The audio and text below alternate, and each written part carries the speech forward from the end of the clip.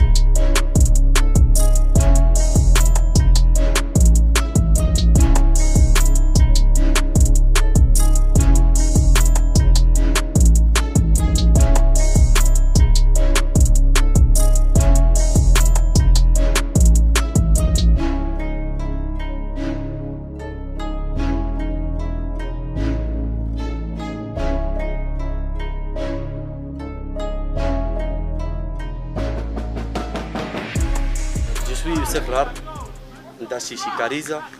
ababyeyi bose kujyana abana babo muri École Materne Fondation Ndiyayisaba Fabrice. Umurage mwiza w'umwana wawe n'uburezi bwiza. École Materne Fondation Ndiyayisaba Fabrice niryo shuri ngwitiyemo ryo kurera.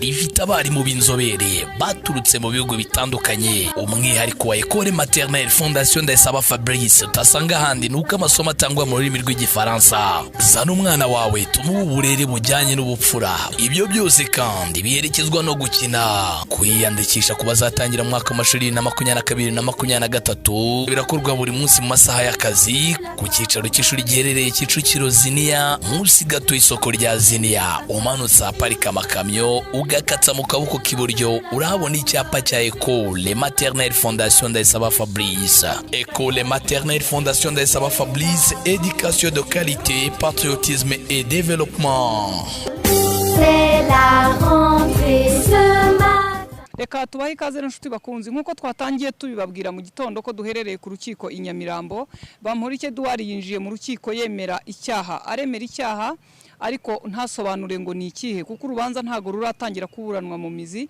Abamwunganira babiri, umwe wari ku ikoranabuhanga undi ari mu rukiko imbona nkubone, we aravuga ko batanze inzitizi. Ubu hamaze kuburanwa inzitizi kuri uru rubanza ariko yemera icyaha. Inzitizi rero yatanzwe n'abamwunganira na nyir'ubwita kemera ko ikwiye kuburanwa nk'inzitizi nuko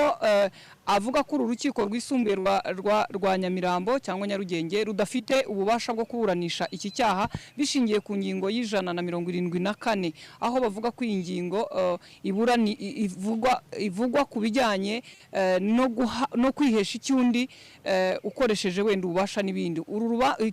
Iki cyaha rero kikaba gihanishwa igihano gihwanye n'imyaka 2 ariko itarenze 3. Bityo bikaba bitanga ububasha bwo kuki cyaha cyaburanirwa mu rukiko rw'ibanze. Ibyo akaba ariyo nzitizi yaburanywe. Mu nzitizi rero bazanye babaye nkaho basobanura ku bubasha yagize cyangwa ariyo mpamvu bavuga ko ari indonke. Kanye mu gihe cy'imyaka igera kuri 17 Bamporiki ataraba na minisitiri. Bivuga rero ko yari inshuti ye magara. Reka mbibutse ko hano mu Rwanda hari kompanyi yitwa Wiseway Rwanda ikorera mu mujyi rwagati mu nyubako ya Makuza Peace Plaza ku muhanda KN Kane Avenue muri etage ya 3 block B umuryango wa 15. Iyi kompanyi ikaba itanga services za air ticketing cyangwa se travel agency, kujyana abantu kwiga mu mahanga no kubasabira visa mu bihugu nka Canada, Leta Zunze Ubumwe za Amerika, Ubuholandi, Ubwongereza na Ireland. Iyi kompanyi ibafitiye umwihariko ku banyeshuri batsinze neza ibizamini bisoza amashuri yisumbuye kuko ibafasha kubona scholarship zo kwiga muri kaminuza zo muri Canada, aho umunyeshuri yishyurirwa amadolari ya Canada 10,000 maze nawe akishakira amadolari ya Canada 5,000 bisigaye. Ku bindi bisobanuro mwahamagara 0784444092 cyangwa se mukabandikira kuri email yabo wisewayrwanda mu ijambo rimwe @yahoo.com. Muri izi nzitizi haje kugarukamo ikindi kintu cyuko mu bihe byashize umugore wa Gatera yaje kugira ibibazo agafungwa Bamporiki agakorana n'ubutabera amwizeza ko azamufasha nka minisitiri kumuvugira bizakunda nk'uko birimo gusobanurwa n'umushinjacyaha uvuga ko ubusanzwe yarasanzwe akora ibi bikorwa byo kuba umukomisiyoneri nubwo atari ryo jambo yakoresheje ariko ahuza uwakorewe icyaha n'uri mu butabera kugira ngo ikibazo gikemuke uwatangaga inzitizi kandi yongeye kugaruka ku kijyanye no kuvuga ko icyo gihe aya mafaranga niyo Bamporiki yaba yarayahawe na Gatera agera kuri miliyoni 10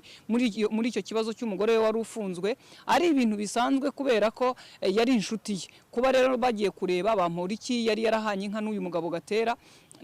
nta kintu kidasanzwe rero kuba ashobora kumuha amafaranga angana atyo kuri iki kibazo uwunganira Bamporiki Edouard nanone yagarutse ku kijyanye no kuvuga ngo yaba ari indonke yatanze cyangwa ruswa hakaba vice mayor w'umujyi wa Kigali abantu muzi Merari mpabwa n'amaguru yumvikanye muri iki kibazo kuva ku munsi wa mbere ubwo Bamporiki yafatwaga bivugwa ko yakabaye ari we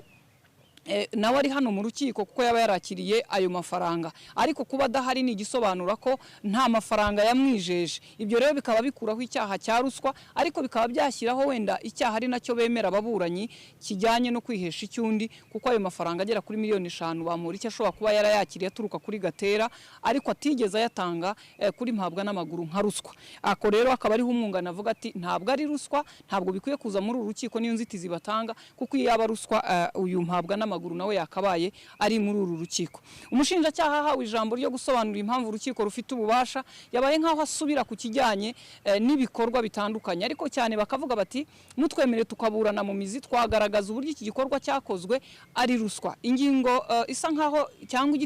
ijambo bazanye rikomeye rivuga ko uru ruganda rwa Gatera kugira ngo rufungwe Bamporiki wari inshuti yari we watanze amakuru ku mujyi wa Kigali bityo bakamufungira nyuma kandi akaza guca inyuma akagaruka kubwira umujyi wa Kigali ko uruganda rwafunzwe akagaruka kubwira nyiri gufungirwa uruganda ko yamuha amafaranga kugira ngo bamufungurire ibyo kandi byakoreshwaga n'imbaraga zihutirwa kuko hari uwitwa Samuel washakaga kuhakorera ibirori muri icyo gihe agasabwa rero ko byihuta iki kiganiro kiri hagati ya Gatera na Bamporiki ndetse na vice mayor w'umujyi bwana Merari mpabwa n'amaguru kuganira no guhererekanya kwayo mafaranga cyangwa kunoza uwo mugambi byabereye imbere y'ishyaka RPF inkotanyi ku kicaro cyabo ubwo bari bashoje kongere cyangwa se ihuriro ry'uyu muryango rihuza abanyamuryango benshi baryo cyane cyane abari mu nzego ziri hejuru ibi rero niyo nzitizi irimo kuburanwa muri uru rubanza nonaha aho urukiko rero rugiye kwiherera kugira ngo rufate umwanzuro kumenya niba uru rubanza rukomeza mu rukiko rwisumbuye cyangwa rusubizwa mu rukiko rw'ibanze ibyo rero n'ibindi byinshi bitandukanye byavugiwe muri iri buranisha ry'inzitizi ndetse n'umwanzuro bufatwe turakomeza kuza kubibagezaho nimujye kure yacu inshuti bakunze nkuko twari tumaze kubibabwira rero mu kanya gato tuvuga ngo dutegereje umwanzuro